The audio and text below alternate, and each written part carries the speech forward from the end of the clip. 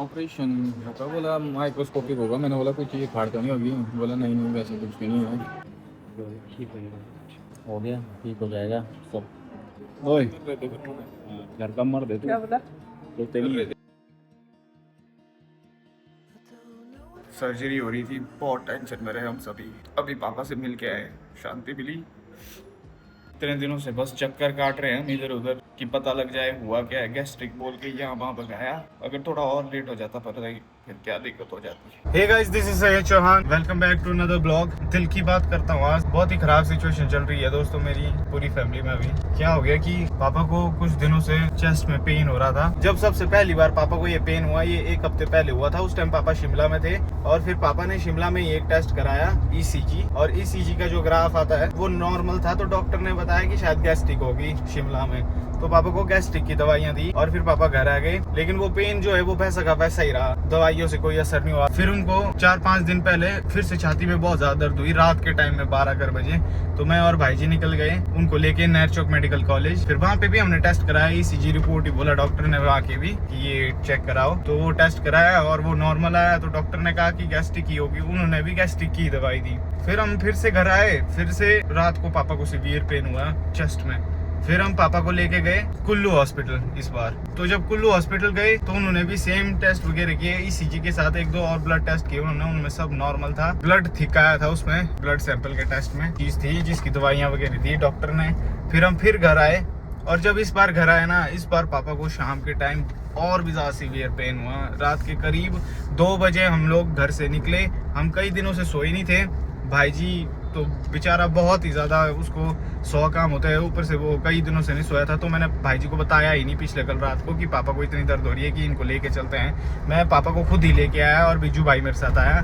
तो हमने बड़े भाई को सोचा कि ना बताएं अभी, क्योंकि उसको रेस्ट की बहुत ज़रूरत थी। भाई वो बहुत ज़्यादा एग्जॉस्ट हो गया था। मैंने बोला इस बार हम ही करते हैं। फिर हम पापा को रात को लेके आए और सुबह के 3 बजे पहुँचे हम यहाँ कुल्लू हॉस्पिटल में। और जब यहाँ पहुँचे तो हमने सेम डॉक्टर को कहा कि जो भी आप दवाई दे रहे हो कोई भी फर्क नहीं पड़ रहा है, हमें नहीं लगता ये गैस्ट्रिक है, प्लीज़ आप अच्छे से चेक करो। तो उन्होंने बोला आप ऐसा करो, एडमिट करो इनको। हमने बोला बिल्कुल सही, एडमिट करो, जब तक ठीक नहीं हो जाते हैं प्रॉपर हॉस्पिटल से डिस्चार्ज मत करना, हम यहीं रहेंगे। तो फिर क्या हुआ कि सुबह 3 बजे हम गाड़ी में ही सो गए। मैं पीछे सो गया, बिजू भाई यहाँ सो गया, पापा अपने बेड पे सो गया। हॉस्पिटल के पास ही हमने गाड़ी लगाई कि कोई भी इमरजेंसी हो हम तुरंत पहुँच पाए। 2-3 घंटा हम सोए, जो कि हम पिछले 2 हफ्ते से सो रहे हैं। इतना ही सो रहे हैं, ज़्यादा सो नहीं पा रहे हैं। अभी भी मेरी आंखें नहीं खुल रही है, मतलब नहीं खोली जा रही है, ब्राइटनेस बहुत ज़्यादा है, ये टॉलरेट नहीं हो रही आंखों से। फिर सुबह पापा जी का एक और ईसीजी किया आज सुबह। उसको देख के डॉक्टर ने बोला कि भाई दिस इज समथिंग सीरियस, आपको जाना पड़ेगा। और उन्होंने सुंदरनगर से थोड़ा पीछे एक हॉस्पिटल का रेफरेंस दिया कि अच्छा हॉस्पिटल है, वहाँ जाओ आप, प्राइवेट हॉस्पिटल है वो। पर वहाँ के एक डॉक्टर से भी मैंने बात की, उस हॉस्पिटल के जो जहाँ हमने अभी जाना है। उन्होंने मेरे से रिपोर्ट्स मांगी पापा की, और जैसे ही मैंने दी उन्होंने कहा कि भाई इमीडिएटली आओ। और इनको बोला बिल्कुल भी हिलाओ मत, इनको बोला बात ना करें पापा को। और फिर पापा को स्ट्रेचर में ले गए और ऑक्सीजन मास्क लगा के ले गए। हमने पापा को उठाया और एम्बुलेंस मैंने बुक की। और जैसे ही एम्बुलेंस बुक की, बिज्जू भाई उस एम्बुलेंस में अभी आगे चल रहा है। और ये गाड़ी ले जाना ज़रूरी है, क्योंकि वहाँ पे भी डॉक्टर अगर कहीं बाहर से कोई सामान मंगाए हमसे तो जल्दी से जल्दी काम हो, एक गाड़ी होना साथ ज़रूरी है। तो मैं इसको ले जा रहा हूँ और मम्मी और भाई को भी बता दिया है। तो मम्मी और भाई जो है वो भी घर से निकल गए हैं, मम्मी बहुत टेंशन में आ गई है। तो अभी मेरे को आगे मिलेंगे वो रास्ते में, मम्मी और भाई मेरे साथ ही चलेंगे। एम्बुलेंस तो काफ़ी आगे पहुँच गई होगी, मैं ट्रैफिक में फंस गया था पीछे। तो जितना जल्दी हो सके उतना जल्दी पापा को वहाँ पहुँचाना है, होपफुली सब ठीक हो जाए यार। और ऐसे में बेबी और भाभी जो हैं वो भाभी के मायके चले गए हैं। तो जब तक सब ठीक ना हो जाए तब तक भाभी और जो बेबी है वो वहीं रहेंगे। पापा जी भी ऐसे घबरा से गए थे, टेंशन में आ गए थे डॉक्टर की बात सुन के। मैं बोला भाभी जी चिंता मत करो, आपको कोई फिक्र नहीं है, आप बस रिलैक्स करो, कुछ बोलना नहीं है और चुपचाप वहाँ चलो, पहुँचो। वहाँ पे अच्छे से आपका चेकअप कराएंगे। अभी वहाँ पे कुछ टेस्ट होंगे जो टेस्ट करने के लिए इंस्ट्रूमेंट्स कुल्लू में नहीं है। कुल्लू से हम अभी निकल गए और जिस हॉस्पिटल हम जा रहे हैं वहाँ पे वो सारे इंस्ट्रूमेंट्स हैं जो ज़रूरी है। वहाँ पे हर तरह के टेस्ट होते हैं बोला उस हॉस्पिटल में। और हम भाई अब वही बात है ना, अगर पहले पता लग जाता तो और बेटर होता। लेकिन ऐसा है कि डॉक्टर ने बोला है कि पता लग गया, थोड़ा टाइम रहते जो भी है चीज़। कई दिनों से ऐसे ही घूम रहा हूँ, मतलब ना मुंह धोने का टाइम, ना बाल बनाने का, मतलब ये सब चीज़ें तो अभी माइंड में भी नहीं आती है। मेरे को बहुत सारी नर्सेज मिली आज जो मेरे ब्लॉग्स देखते हैं, तो वो भी मेरे से पूछने लगे कितने दिनों से नहीं सोए। बोला आपका चेहरा देख के लग रहा है। मैं बोला यहाँ कैसे सोना है यार, नींद कैसे आएगी। पापा की तबीयत ठीक होनी चाहिए ना तब नींद आएगी। अगर पापा की तबीयत ही ठीक नहीं है तो हम सोए कैसे। सुबह से मम्मी और भाई ने कुछ भी नहीं खाया भाई, वो भी भूखे पेट ट्रैवल कर रहे हैं। मैं बोला खा लो कुछ यार, खा तो लो एटलीस्ट कुछ। उनके लिए कुछ पैक करा देता हूँ। जब खुद ही खाली पेट घूमते रहेंगे तो ध्यान कैसे रखेंगे पापा का, वो इसका लॉजिक मेरे को समझ नहीं आता है। चलो टेंशन है तो क्या मतलब भूखे पेट रहना क्या। मोमोज कर दो वाला 2 आप पैक। चलो भाई वो भी पहुंच ही गए हैं, चलते चलते खा लेंगे वो कुछ। ये आगे भाई मम्मी और ओ शिट गाड़ी बंद हो गई, आगे निकले गए ये लोग। इनको नहीं है भाई खाने की, मैं बोल रहा हूँ खाना खा लो 1 मिनट। ये नहीं रुकना ही चाहते पर कंटिन्यू चलना चाहते हैं। पूरा दिमाग हो गया यार ख़राब दोस्तों। रात को मतलब मेरे सिर में दर्द हुई बहुत ज़्यादा यार, हेडेक हुआ, पता नहीं कम नींद की वजह से या पता नहीं क्या। हाँ, इस गाड़ी को लगाते हैं अब हम इकट्ठे ही जाएंगे। सामान हो गया बहुत पीछे, एडजस्ट करना पड़ना। आओ हाँ इसको लगाओ, यहाँ एक की में चलते हैं। कपड़े वगैरह लाए हैं? कपड़े लगाने के लिए लाए। मम्मी जी बता रही है दोस्तों की कुछ चीज़ें पापा को पहले से थोड़ा परहेज बताया था। खाना वो डट के। भाई ड्राइव कर रहेगा? नहीं कर ले। पानी दे दो।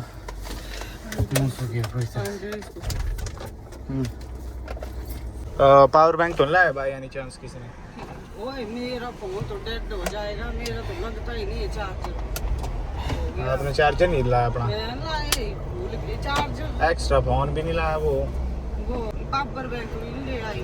तब हो गया। हमारे फोन से कर लेना फोन फोन। खा लो खाना जरूरी है। क्या बोला डॉक्टर ने? मुर्गी नहीं होता है, खाना खाओ, खाना खाना जरूरी। डॉक्टर ने क्या बोला? ठीक है क्या था कुछ। वहाँ वाले डॉक्टर से रेगुलरली हम टच में, जहाँ जा रहे हैं हम।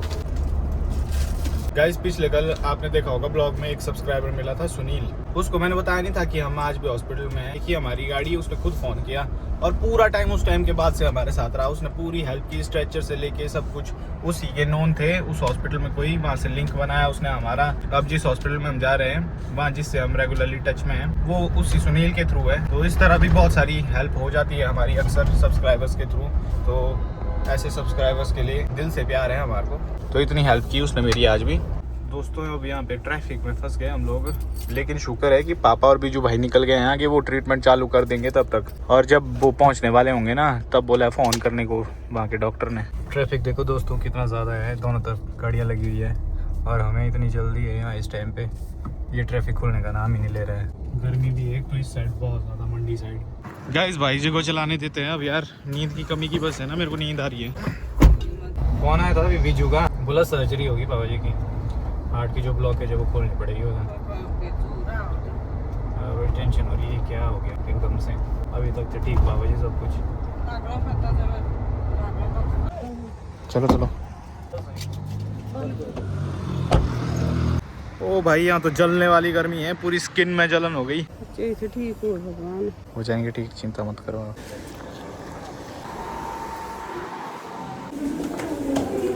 यहाँ पे देखो विजय भाई, ऑपरेशन होगा, बोला माइक्रोस्कोपिक होगा। मैंने बोला कुछ ये फाड़ तो नहीं होगी? बोला नहीं वैसे कुछ भी नहीं है। तो बोला 98% चांसेस है सक्सेसफुल होने के। 2 मैं बोला रिस्क रहता है क्योंकि हार्ट की प्रॉब्लम है और पहले भी हो चुका है। बोला ये दर्द होती है ना, ब्लड क्लॉट बना है एक नस में नीचे तक होती है वो नस ना, उसमें बना ब्लड क्लॉट बना। बोला जब वो खुलता है तब तक बोला ब्लड फ्लो होता है, फिर मतलब जब तक नहीं होता तो ब्लॉक हो जाता है, तब उनको दर्द होती है। हो गया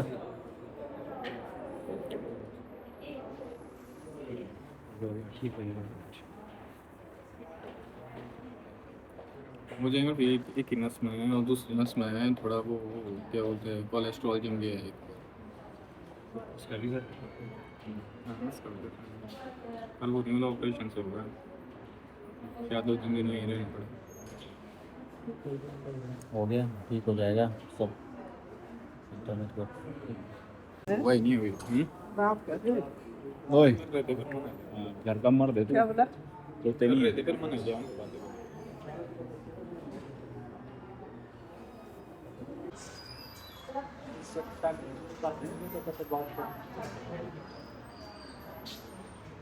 कितने टाइम का है बोले?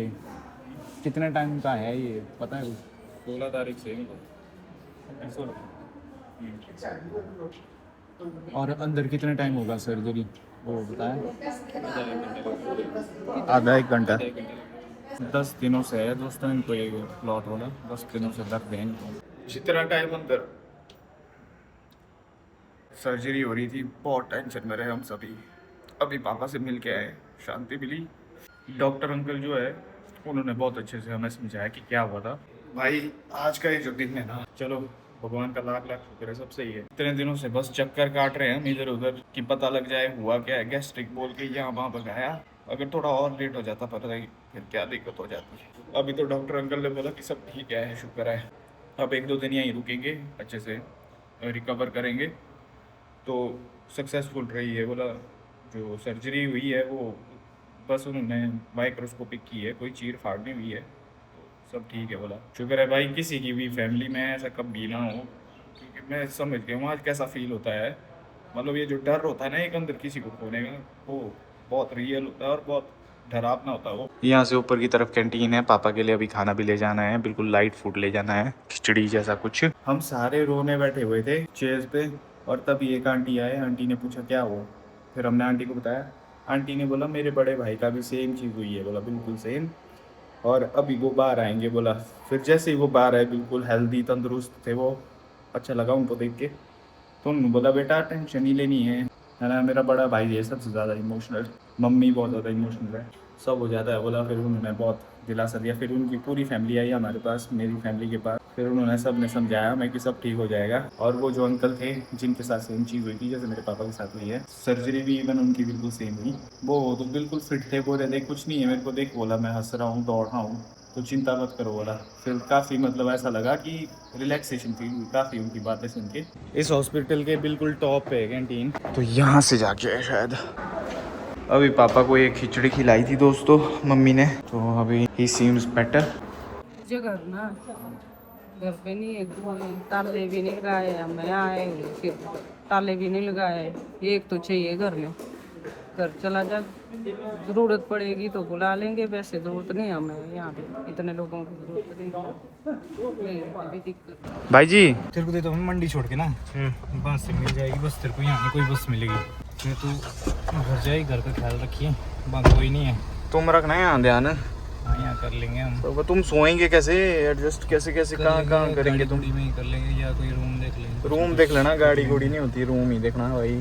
गाड़ी में कहाँ सोना था, अरे ऊपर से नहीं सो नहीं पाएंगे तुम। पेशेंट के मानी ना एक भी रहता है यहाँ, पेशेंट के मानी देते रहने यहाँ पे। तो रूम ही लेना पड़ना तुम्हारे को। रूम ले लेना एक्स्ट्रा बेड के साथ, एक ही ले लेना। यहाँ से जाइए अंदर ना, यहाँ होगी बस लगी हुई, बस स्टैंड है, कुल्लू वाली बस पकड़ी। पता है यार भाई, बच्चा नहीं होना तो ऐसा तारा जो छोटा बच्चा हूँ, बता के रखना पड़ता है। ये नीचे इधर को सिम। हाँ ये भी चाहिए वही। तो अपडेट ये है कि हम डॉक्टर से भी मिले थे और पापा से भी मिले हम। पापा भी अभी सेफ है, ठीक है सब कुछ, और डॉक्टर ने भी कहा है कि ठीक हो जाएंगे। तो 2 दिन हमें ऑब्जर्वेशन में रहना पड़ेगा, उसके बाद हमारे को डिस्चार्ज मिलेगा। और फिलहाल इसको हम घर भेज रहे हैं संजू को, क्योंकि इतने लोगों के लिए यहाँ पे एक तो रहने के लिए भी नहीं है और घर पे भी कोई नहीं है, अकेला है, गुन्नू भी अकेला है, उसको खाना भी देना पड़ता है। तो ये सब चीज़ें हैं जो हमें सोचनी पड़ रही है इस टाइम पे। बाकी आई नो गाइज, आप लोग हमेशा हमारा अच्छा चाहते हो तो अपनी ब्लेसिंग्स में हमें रखो। सो बाय ब्रो, फ़ोन करता रही, मैं भी करूँगा पहुँच के फ़ोन। वो गाड़ी कहाँ रखी है? हाँ वही वो ले जाए। उसकी चाबी कहाँ रखी है? चाबी तो पर ही रह गई। किसके वहाँ? मम्मी जी को और यहाँ थी वो, कहाँ यहीं रखी है मैंने। ये देखो आती बारिश ने चाबी रखी थी वहाँ थलवाट में ना, थलवाट में पुलिस स्टेशन पर है, आगे जाके पुलिस स्टेशन के साइड में एक पार्किंग, वहाँ लगाई है वो गाड़ी। फ़ोन करूँगा तेरे को पता लगा। ठीक है भाई जी। गाइस आज लगभग 1-1.5 साल बाद किसी बस में बैठ रहा हूँ। उफ, गर्मी कितनी होती है यार इस बस में, ठंडी हवा के बस। चलो फिर भाई लोग, गाड़ी चलाते हुए भी आंखें बंद हो रही है, नींद लग रही है बहुत। आ गया तेरे को खाना खिलाने वाला गुन्नू। चलो घुस गया देखो अंदर पहुंचते ही। गाइस ये अभी अगला दिन है, 6 बज गए हैं और मैं अभी सोकर उठा हूँ। मैं रात को पहुँचते ही सो गया था। घर वालों से भी रेगुलरली टच में हूँ मैं। नींद पे भी मेरे को फ़ोन आ रहे थे, मैं उठाए जा रहा था और बात किए जा रहा था। तो वहाँ पे सब ठीक है, दादा दादी भी वहाँ हैं, ताऊ जी और मेरे चाचू जी सब वहाँ पहुँच गए हैं। सो अपनी ब्लेसिंग में बनाए रखो, भगवान की कृपा है जो सब ठीक चल रहा है। होपफुली पापा को जल्दी डिस्चार्ज मिल जाए और सभी फैमिली वाले वापस आ जाएं और सब पहले जैसा नॉर्मल हो जाए। तो आप भी अगर चैनल में न हो तो चैनल को प्लीज़ डू सब्सक्राइब। आपको मैं अपडेट्स देते रहूँगा ज़रूर। बाकी ब्लॉग को हाइप करना मत भूलना। मिलता हूँ नेक्स्ट ब्लॉग में। Till then take care, have a good night, bye.